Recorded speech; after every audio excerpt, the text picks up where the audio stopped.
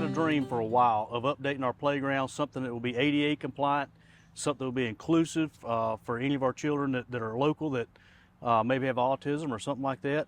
For decades, those children have had to kind of sit by the wayside, and our parks was needing to upgrade the playground anyway. So when Ann Thayer decided she was going to go out and retire, she and I had a long conversation about what our needs were here in Williamston, and this was our primary need. Mineral Spring Park, as you know, been well publicized, one of the oldest, if not the second oldest public park in the entire United States. So we see hundreds of thousands of people come here each year with the pickleball courts, a lot of improvements going on. So there's two things that we really needed to do was upgrade the playground to make it more inclusive and safe for our children. And also Brookdale Park needed a new shelter over there, a new picnic shelter. That's becoming a pretty good spot in the town for gathering public events and as well as private events, family reunions, that type thing. So with the help of Ann Thayer and our county state delegation, we were able to make this come to reality. And the town did put some funding with it to do some of the smaller things, but the economic impact of this playground and Brookdale shelter to this town, this playground will be here another 20, 30 years. It's an exceptional playground. You won't find anything close to it, but the economic impact is absolutely tremendous, will be tremendous for the town of Williamston, no doubt about it, and the state as a whole.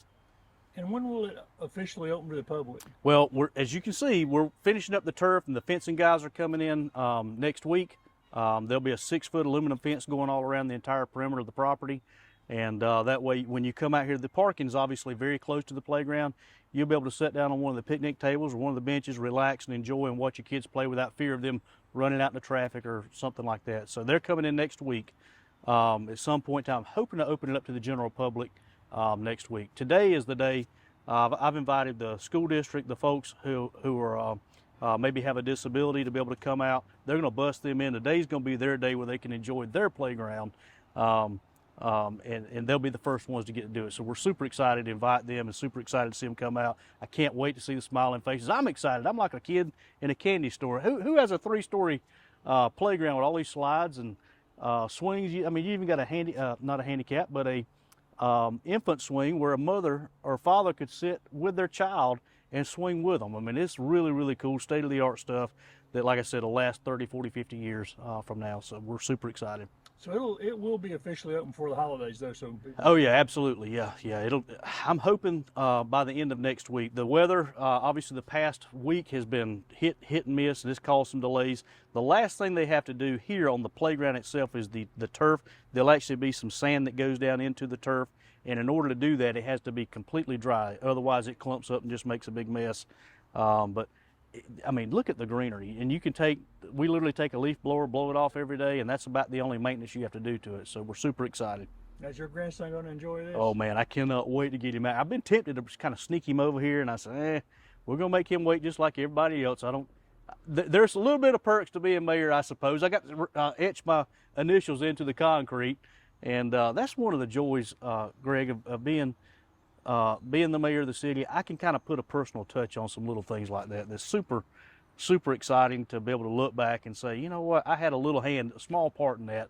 And so, like I said, this is huge for the community, the Tri-City area as a whole.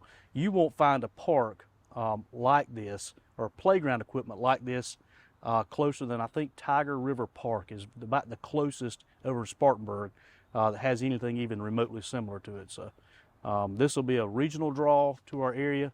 That's one of the things that hospitality tax, as you know, that's the whole purpose of it, is to bring people into town who ordinarily wouldn't come.